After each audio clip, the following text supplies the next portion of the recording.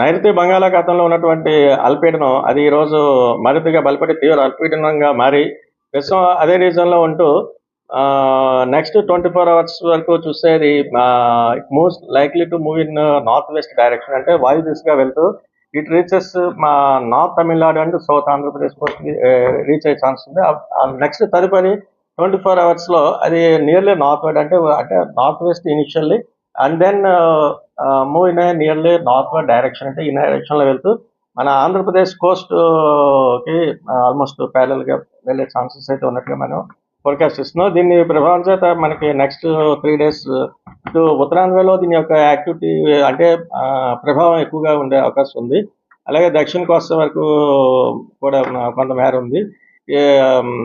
ఈ రోజు వరకు చూస్తే మనం నెక్స్ట్ కమింగ్ 24 అవర్స్లో ఉత్తరాంధ్రలో అయితే ఉత్తరాంధ్ర దక్షిణ కోస్తా 2 చోట్ల కూడా పలు ప్రాంతాల్లో ఒక మోస్తరు వర్షాలు, కొన్ని జిల్లాలకు అయితే 1-2 చోట్ల భారీ వర్ష సూచన కూడా ఇస్తున్నాం ఈ రోజుకి.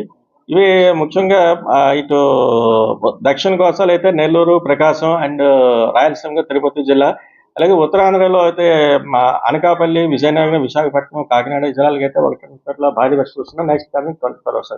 నెక్స్ట్ సెకండ్ డే వరకు చూస్తే ఇది రేపటికి దీని యొక్క రైన్ఫాల్ ఇంటెన్సిటీ కొంచెం పెరిగే ఛాన్స్ ఉంది. ఈ ఉత్తరాంధ్రలో ఉన్నటువంటి కాకినాడ, అనకాపల్లి, విశాఖపట్నం, విజయనగరం ఈ జిల్లాలకు అయితే భారీ నుంచి అతి భారీ వర్షపాతం 1-2 చోట్ల నమోదయ్యే ఛాన్స్ ఉంది. అలాగే నెక్స్ట్ హెవీ రైన్స్ కూడా కొన్ని జిల్లాలకి వచ్చే అవకాశం ఉన్నట్టుగా మనం ఐఎండీ ప్రెడిక్షన్ చేస్తాం.